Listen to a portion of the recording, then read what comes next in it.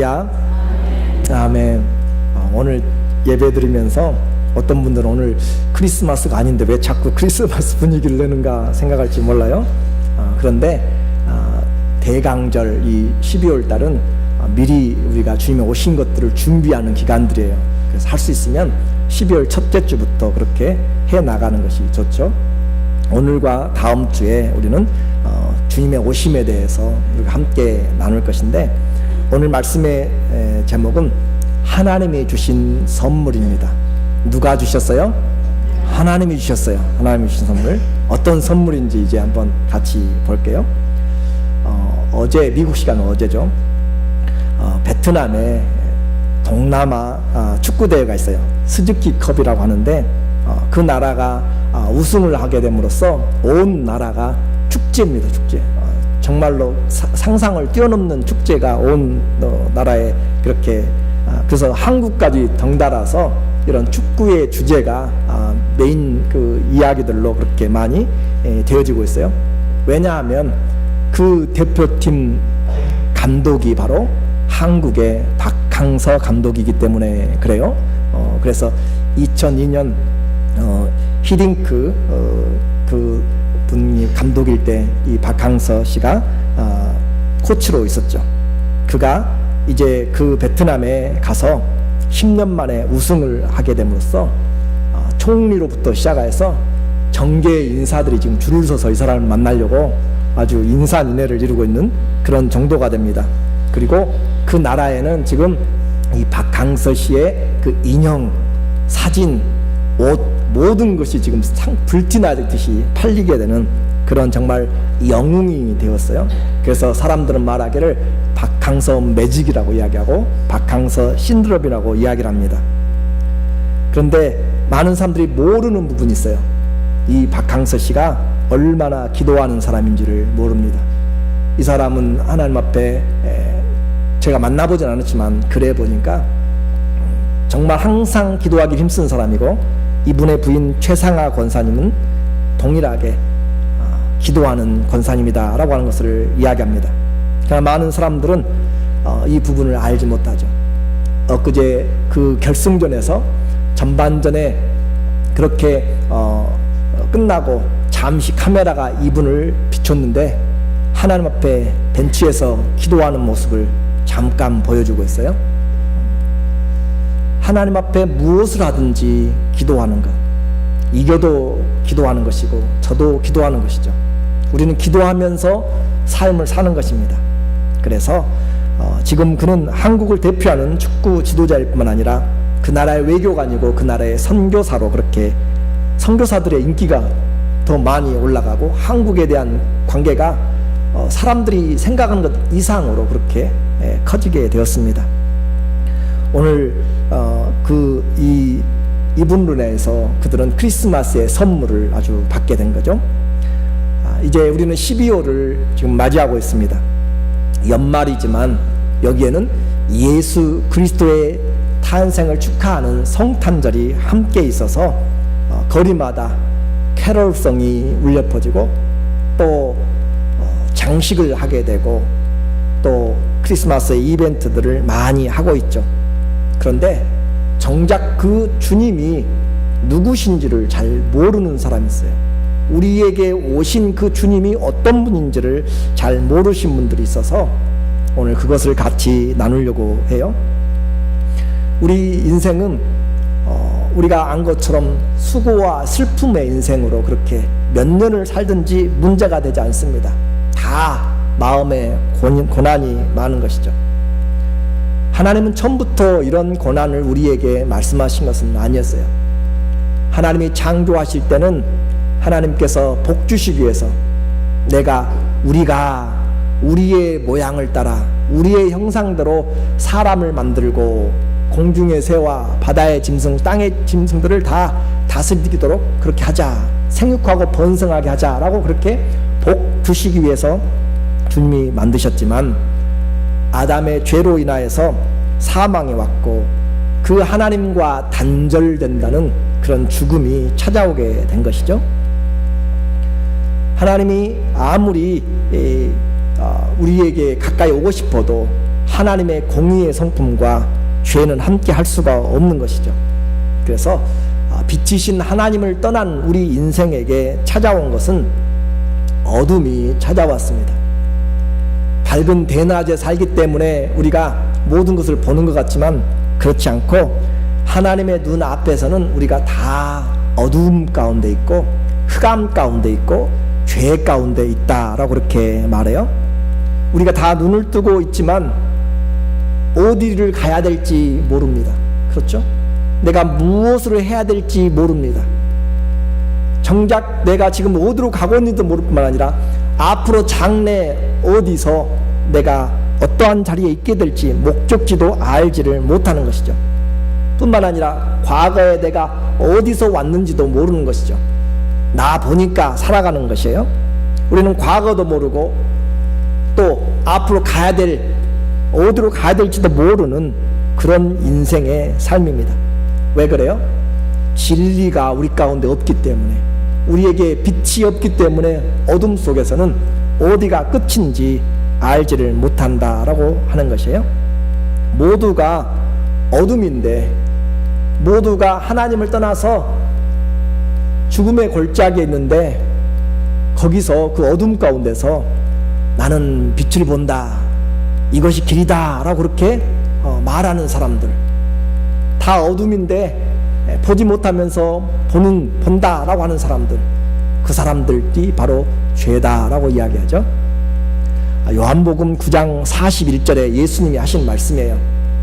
예수께서 가라사대 너희가 소경되었다면 죄가 없으려니와, 뭐 한다고 하니까요?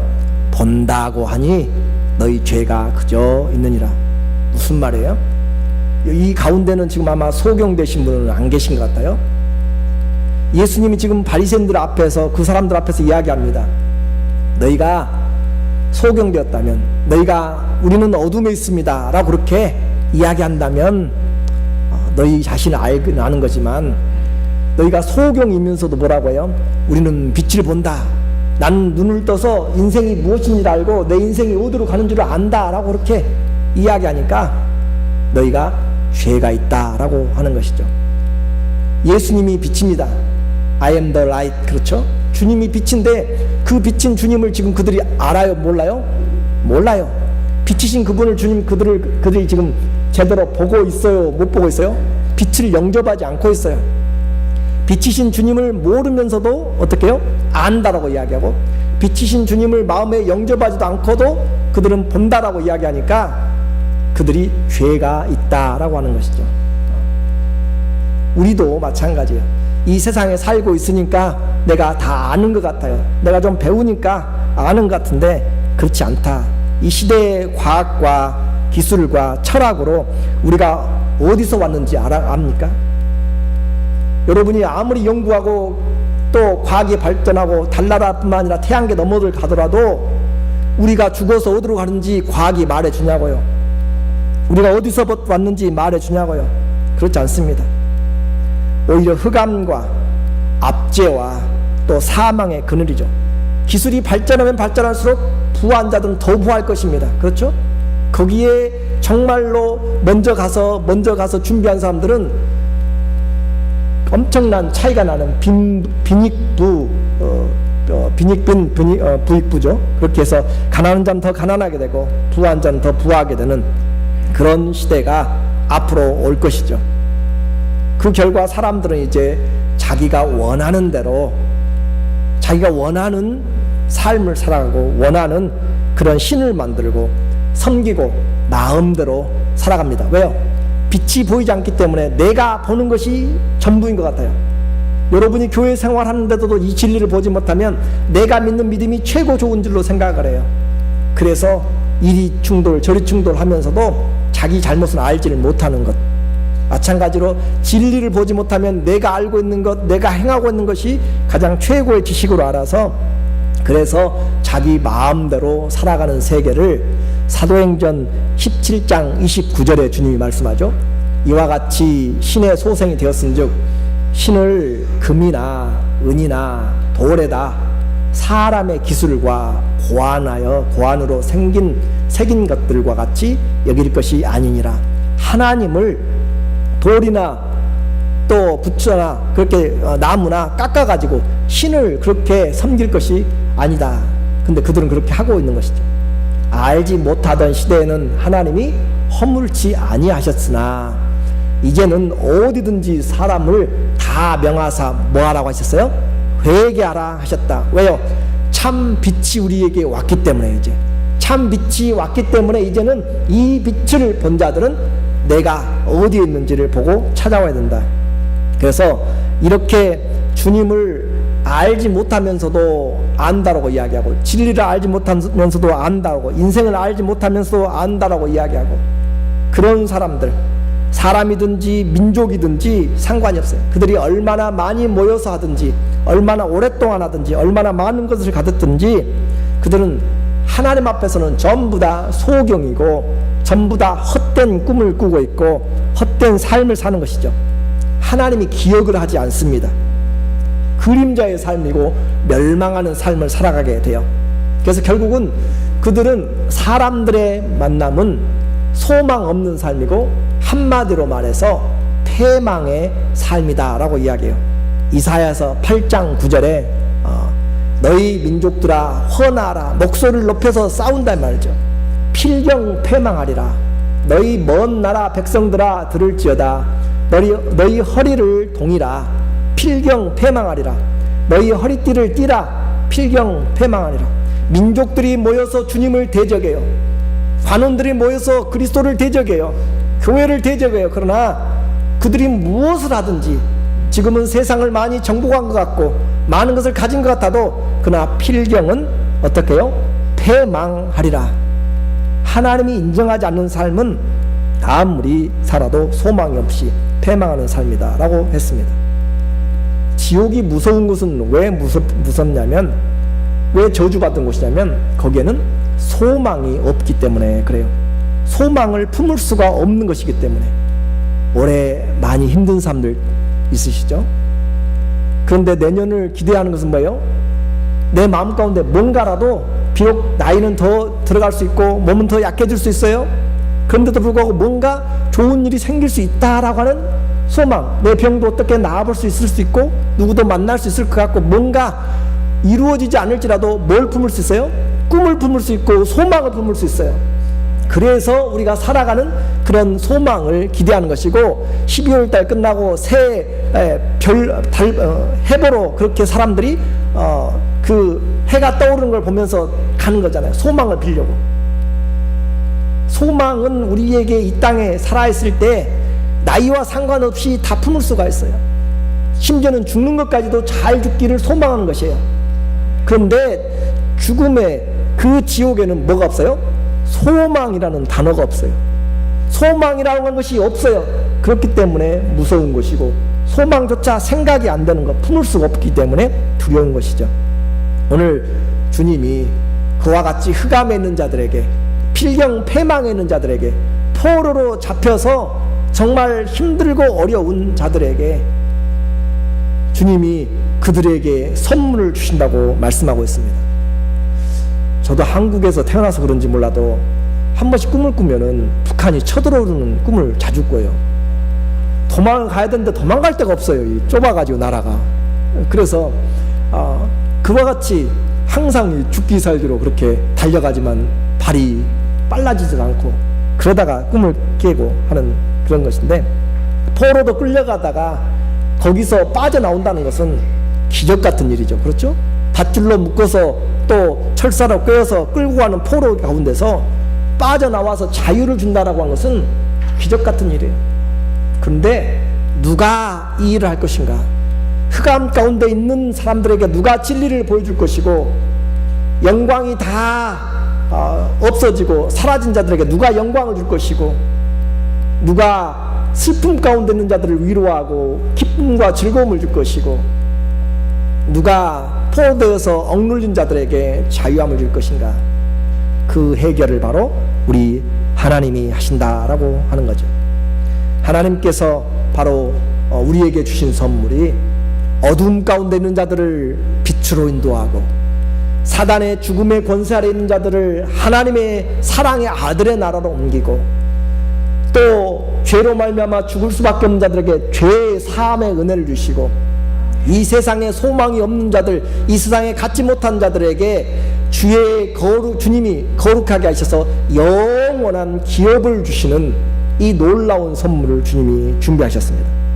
사도행전 26장 18절에 그 눈을 뜨게 하여 어둠에서 빛으로, 사단의 권세에서 하나님께로 돌아가게 하고, 죄사함과 나를 믿어 거룩하게 된 무리 가운데서 기업을 얻게 하리라 하더이다. 우리가 무엇이기에 어둠 가운데서 빛을 보는 자들이 되었고요, 사단의 권세 아래서 끊을 수가 없는데 하나님의 자녀로 나음을 입었고요, 거룩하게 되고 기업까지 주셨습니다. 그러므로 오늘 그 주님이 흑암에 빛을 비추기 시작하셨어요. 9장 2절에 보면은, 오늘 본문 이사야의 2절에 흑암에 행하던 자들이 큰 빛을 보고 사망의 땅에, 그늘진 땅에 거하던 자에게 빛이 비치도다. 흑암 가운데 있는 자들이 빛을 보았고, 사망의 그늘진 곳에 있는 자들에게 주께서 빛을 비췄다라고 합니다. 또 그가 오시면 우리가 잃어버렸던 인생을 찾게 돼요. 어디서 와서 무엇을 하며 살다가 어디로 가야 될지를 알게 되는 것이죠. 잃어버렸던 즐거움을 회복시켜 줍니다. 3절에 보니까 주께서 이 나라를 창성케 하시며 그 즐거움을 더하게 하셨으므로 추수하는 즐거움과 탈취물을 나누는 때의 즐거움같이 그들이 주 앞에서 즐거워하오니, 수확할 때 기쁨이 있고 전쟁에 승리해가지고 죽기로 싸워서 이겨서 승리물을 나눌 때, 영광을 받을 때 그 즐거움은 말로 표현할 수가 없는 것이죠. 뿐만 아니라 주님께서 그들로 하여금 억눌린 모든 죄에, 또 억눌린 그런 노예의 짐들을 다 풀어주셨어요. 4절에 그는 그들의 무겁게 맨 멍에와 그 어깨의 채찍과 그 압제자의 막대기를 꺾으시되 미디안의 날과 같이 하셨습니다. 그렇게 해서 주님이 자유케 빛을 주시고 영광을 주시고 즐거움을 주시고 자유를 주시는 그것이 바로 주님이 약속하신 그분으로 말미암아 되어진 거죠. 이제 모든 것이 새롭게 되기 시작합니다. 주님이 주신 그 선물로 인하여서 세상에는 이러한 비밀을 간직하고 있는 사람들, 바로 우리죠. 잘 되는 사업체는 비밀을 말을 하지 않아요. 심지어 장맛도 며느리는 몰라요. 그렇죠? 그런데 하나님은 이런 구원의 계획을 우리에게 알려주셨다라고 하는 것이에요. 아브라함을 불러서 약속하시고 후손들에게 불러서 약속하셔서 우리로 하여금 그 소망을 가지고 살아가도록 그렇게 하신 거죠. 창세기 50장 25절에 보니까 요셉이 죽어가면서 또 이스라엘에게, 자손에게 맹세시켜 이르기를 하나님이 정녕 너희를 권고하시리니 너희는 여기서 내 해골을 메고 올라가겠다 하라 하였더라. 요셉은 죽어요. 그런데 결코 두려워하지 않습니다. 결코 소망 없는 자 같이 울고 통곡하지 않습니다. 그리고 오히려 소망을 심어줍니다. 죽는 자가 살아있는 자들에게 소망을 심어줘요. 요셉이 죽어가면서 뭐라고 해요? 맹세를 시켜요. 맹세는 최후의 확정이잖아요. 맹세를 시키면서 하나님이 정녕 너희를 방문하실 것이다, 권고하실 것이다, 하나님이 너희를 찾아오실 것이다, 하나님이 방문하시리니 너희는 여기서 내 해골을 메고 약속의 땅으로 가라라고 죽어가는 자가 산 자들에게 소망을 심어주면서 이렇게 가고 있는 것이 바로 믿음이다라고 했습니다. 왜냐하면 하나님이 약속하신 메시아가 오실 것이기 때문에 그래요. 세상 모든 민족이 소망 없이 살아도 이스라엘은 참된 소망이신 하나님을 그들은 외쳐야 됩니다. 이스라엘은 소망의 메시아가 오실 것을 믿어야 되는 거죠. 세상 모두가 갈 길을 몰라도 이스라엘은 그 길을 하나님이 우리에게 열어가고 계심을 믿어야 됩니다. 세상 모두가 하나님이 없다고 할지라도 이스라엘은 창조주 하나님이 계시다고 외치며 그 하나님을 믿고 그 하나님을 섬겨야 됩니다. 오늘 우리에게로 적용시켜 볼게요. 세상 모든 사람들이 하나님이 안 계신다고 천국이 없다라고 할지라도 우리는 그 하나님을 오늘 믿으며 그 천국을 우리의 영원한 거처로 바라보면서 믿음으로 걸어가야 된다라고 하는 것이죠. 이것이 바로 선민에게 준 특권입니다. 이스라엘의 역사는 그 하나님의 구원하는 구속의 역사죠. 구속사라라고 이야기합니다. 그리고 모든 선지자들은 그 구원을 우리에게 알려주는 그 일을 했습니다. 그래서 민족들의 소망이 사라지고 이스라엘이 전쟁의 위기에서 정말 무너져 내리고 상대가 되지 않는 전쟁을 앞두고 있는 정말 꺼져가는 부지깽이 같은 연기나는 그런 상황에서도 하나님은 그들에게 소망의 말씀을 이사야를 통해서 하시죠. 이사야 7장 14절에 그러므로 주께서 친히 징조로 너희에게 주실 것이라. 보라, 처녀가 잉태하여 아들을 낳을 것이요 그 이름을 임마누엘이라 하리라. 사람들은 다 두려워 떨고 사라져가는데 주님은 오히려 기적적인 이야기를 합니다. 처녀가 잉태하여서 하나님의 아들을 낳을 것이다. 사로잡힘을 당하고 자유를 잃어버리고 어둠 속에서 슬퍼하는 자들에게 하나님이 그 구원자를 보내실 것을 약속하고 있어요. 그래서 본문에는 이사야가 믿음으로 한 아기를 안고 우리에게 지금 그분이 이 일을 하신다라고 그렇게 말씀해주고 있는 하나님의 선물을 보여주고 있습니다. 9장 6절의 오늘 내용이죠. 이는 한 아기가 우리에게 낳고 한 아들을 우리에게 주신 바 되었는데 그 어깨에는 정사를 메었고 그 이름은 기묘자라 모사라 전능하신 하나님이라 영존하신 아버지라 평강의 왕이라 할 것임이라. 이 내용이 얼마나 정말 기가 막히고 기가 뚫리고 우리에게 엄청난 말씀인지 오늘 그 이야기를 지금 하려고 이제까지 제가 이 말씀을 전하고 있어요. 한 아기를 주님이 준비하셨습니다. 흑암 가운데 있고 고통 가운데 포로 가운데 있고 영광이 다 없어져 버린 그런 자들에게 주님께서 소망을 주신 것은 왜냐하면 왜 이 일이 일어나냐면 이는 한 아기가 우리에게서 낳았기 때문이다. 이 모든 형세의 전환은 한 아기가 우리에게서 낳았다라고 이야기합니다. 이것을 이미 낳았다라고 과거적으로 완료적 시제로 이야기해요. 그래서 예언적 과거라고 이야기해요. 왜냐하면 하나님에게는 이미 진행된 것이기 때문에 한 아기가 우리에게 낳고 또 그 한 아기가 우리에게 낳는데 한 아들을 우리에게 어떻게 했어요? 주신 바 되었다. 자, 우리에게 낳았어요. 우리 중에 이스라엘 중에서 한 아기가 낳습니다.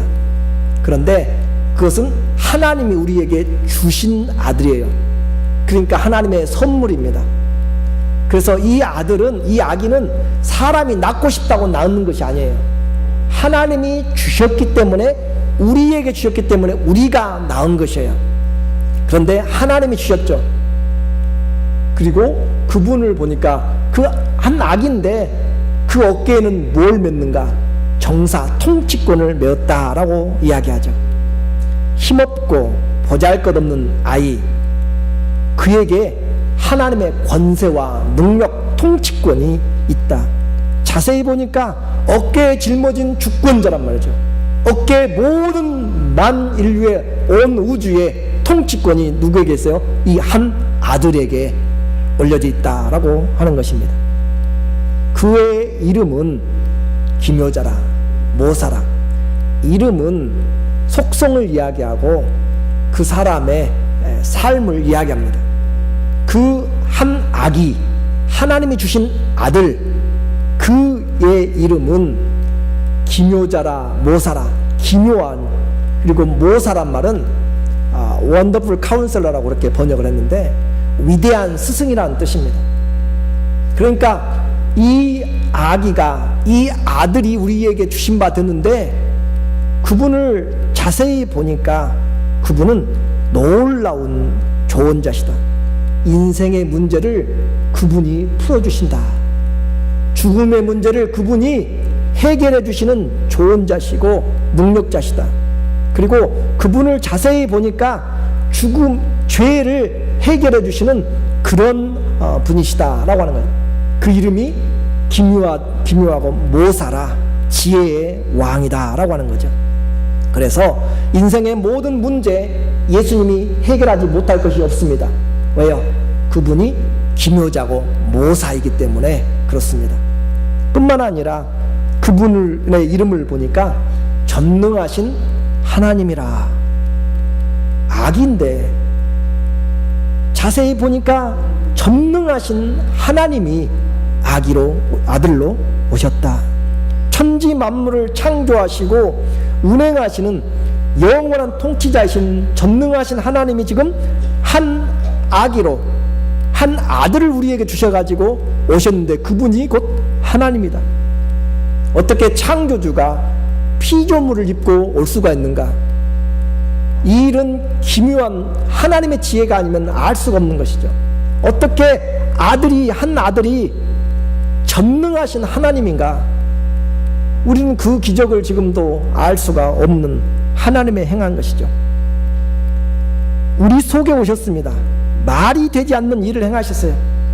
창조주가 죄인의 인생의 모습을 입고 오셔서 보니까 전능하신 하나님이 와 계신 거예요. 겉으로 보면 한 아들이지만 자세히 보니까 전능하신 하나님. 요한복음 1장 14절에 보면 말씀이 육신이 되어 우리 가운데 거하심에 우리가 그 영광을 보니 아버지의 독생자의 영광이요 은혜와 진리가 충만하더라. 18절에 본래 하나님을 본 사람이 없으되 아버지 품속에 있는 누가 독생하신 홀로 계신 하나님이 나타내셨느니라. 아들을 보았는데 그 아들이 누구라고요? 독생하신 혼자 계신 하나님이, 바로 전능하신 하나님이 아들로 오셨다 이 말이에요. 그러니까 예수님이 곧 누구예요? 하나님이시다. 그 아들이 전능하신 하나님을 오신 이 비밀을 어떻게 설명을 할지 우리는 알 수가 없는 것이죠. 그래서 그 주님이신데 또 겉으로 보니까 유약한 아들이에요. 유약한 아들. 그런데 그 유약한 아들을 시간이 지나면 사라지고 말 그런 존재인데 그를 불러서 영원하신 아버지라. 6절에 보니까 영존하시는 아버지라 라고 그렇게 이야기를 하고 있어요. 그 영존하시는 아버지, 옛날에는 왕을 백성의 아버지라고 이야기를 했어요. 그런데 그 왕도 임시적이죠. 그 왕이 지나가면은 끝나는 것이, 죽으면은 끝나는 것이. 그래서 왕이 죽을 때 사람들이 대성통곡하고 하늘이 무너진 것처럼 왕이 부흥하셨을 때 다 그렇게 울잖아요. 그런데 한 아들을 주셨는데 뭐라고 이야기했어요? 우리에게 영존하시는 아버지라. 영원히 계시는 아버지. 그 아버지, 우리의 삶의 형편을 가장 잘 아시는, 그리고 모든 것을 잊게 하시는 완전한 그 존재케 하시는 조성자 되신 아버지가 영원히 계신 아들이지만 영원한 아버지. 아들이면서 누구라고요? 아버지가 되시는 예수 그리스도가 바로 이 하나님이 우리에게 주신 선물입니다. 그래서 그 안에서, 영원하신 아버지 안에서 죽음도 부활로 바꿔지고 이 세상의 시간도 영원한 시간으로 넘어가게 되고, 한 아들을 낳았는데, 한 아들을 우리에게 주셨는데 그분이 이제는 평강의 왕이다 라고 9장 6절에 우리에게 이야기를 해요. 자세히 보니까 유약하고 칼도 활도 쓰지 못하고 집도 없이 떠도는 그런 사람 같은데, 그분이 평화를 가져오고, 그분이 말씀하면 평화가 이루어지고, 그분이 십자가에 죽으시니까 하나님과 죄인의 사이가 하나가 되고 화목이 되고, 이스라엘과 이방인이 하나가 되고, 남자나 여자나 종이나 자유자나 모두가 다 그리스도 안에서 하나가 되는 그 주님으로 말미암아 화평이 이루어지게 되는 그 놀라운 평강의 왕이 바로 그 아들이 평강의 왕이다라고 하는 거죠. 이 아기가 없으면 평강이 없습니다. 그 속에 참된 평화, 그분으로 말미암아 평강이 있는데, 이 일이 바로 기이하고 오묘하고 측량할 수 없는 하나님의 은혜죠. 이것을 성취할 수 있을까? 이 일이 이루어질까? 언제 이루어질까? 내게도 그런 은혜가 입혀질까라고 기대하게 되는 것이죠. 그래서 이사야가 이들에게 지금 이 말씀을 해주고 있어요. 한 아기, 한 인자가, 사람의 아들이 가져오는 통치가 이제는 영원할 것이다. 변함이 없을 것이다. 이사야서 9장 7절에 우리에게 이야기합니다. 그 정사와 평강의 더함이 무궁하며 또 다윗의 위에 앉아서 그 나라를 굳게 세우고 자금 이후 영원토록 공평과 정의로 그것을 보존하실 것이라. 만군의 여호와 열심히 이를 이루리라. 하나님께서 이 일을 하실 것이다. 하나님께서 한 아들을 주시고 그 아들이 바로 전능하신 하나님, 모사가 되시는 스승, 위대한 스승이 되고, 그분이 곧 영원히 존재하시는 아버지가 되시고 평강의 왕이 되실 것을 누가 하시냐면 하나님이 이 일을 하실 것이다 라고 말씀하셨습니다. 결코 그분의 권세와 영광은 도전에 넘어지지 않고 바뀌지 않고 진동하지 않는 나라요, 무궁한 권세입니다.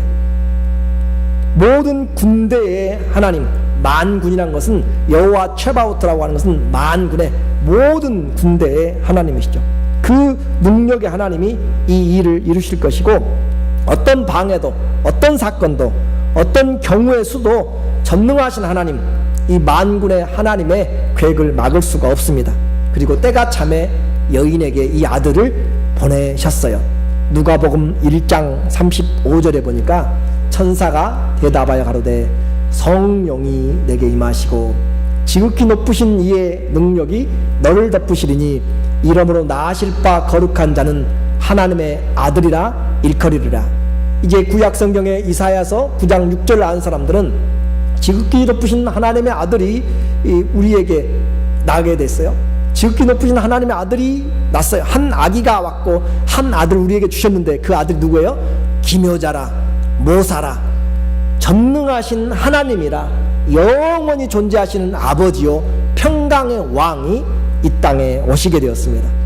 그래서 그분으로 말미암아 그분이 구세주가 나셨기 때문에 다윗의 동네에 오늘날 그리스도 곧 주가 나셨다, 구세주가 나셨다.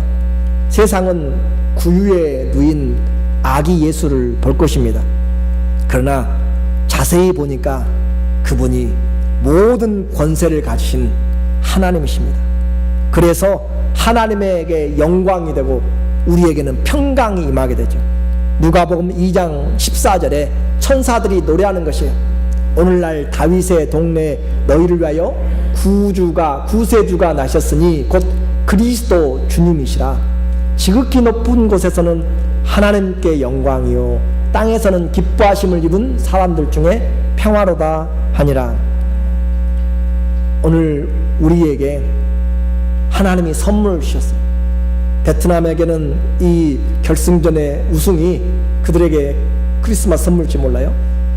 요즘은 제 딸이 대학을 어플라이를 여러 군데에서 제가 항상 날마다 우체부통에 가서 편지를 확인하는 것이 기다리고 있어요. 어디서 합격이 올지 기대하는 거죠. 뭐 어쩔지 몰라요. 그렇지만 기대를 하면서 그렇게 기다려요.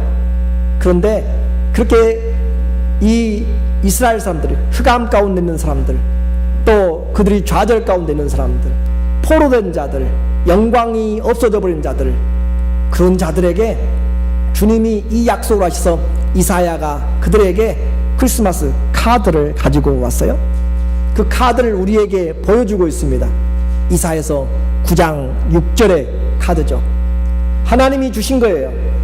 한 아기가 우리에게 낳고 한 아들을 우리에게 주신 바 되었는데 그 어깨에는 정사를 메었고 그 이름 기묘자라, 모사라, 전능하신 하나님이라 영존하신 아버지라 평강의 왕이라 할 것임이라. 하나님이 이사야를 통해서 대독하셨어요. 하나님이 여러분에게 다 딜리버리 해준 성탄 카드가 뭐냐면 내가 나겠다. 내가 너에게 갈 것이다. 내가 너에게 주어진 바 될 것이다. 오늘 우리 모두에게 예수 그리스도를 믿는 자들은 하나님이 우리에게 주신 선물, 하나님 자신이 우리에게 주어진 그 생명을 우리가 받게 되었습니다. 그 안에 평강이 있고, 그 안에 영광이 있고, 그 안에 자유함이 있고, 그 안에 빛이 있고, 그 안에 영원한 생명이 있습니다. 편지를 제가 받았는데, 거기에 카드에 받았는데, 아직 안 받았어요. 받았는데 받을 것으로 생각하고 받았는데, 거기에 어플라이 해주셔서 감사합니다 라고 그렇게 하면은 이제 끝난 것이에요. 거기에 뭐가 글씨가 먼저 써져야 되냐면, 뭐가 써져야 돼요? Congratulations. 그것이 첫 번째 나와야 이것이 아주 중요한 기쁨이 되죠. 제가 여러분에게 이사야를 대신해서 하나님의 선물을 정말로 드리고 싶은 것은, 하나님이 우리에게 내가 너의 선물이다, 내가 너의 선물인데 내가 너에게 갔는데 기뻐하는 것이 없다라고 하는 거죠. 다른 것들로 기뻐하는 것이 아니라, 하나님이 직장을 잃은 사람에게 편지가 왔어요. 당신의 이런 잡을 줍니다. 얼마나 기쁘겠어요? 그런데 하나님이 지금 우리에게 어려운 형편에 있는 자들에게, 인생의 수고와 짐을 진 자들에게 하나님 자신이 지금 카드를 보냈어요. 우리에게 이사야를 통하여서 아들을 주었고, 그 아들이 나다.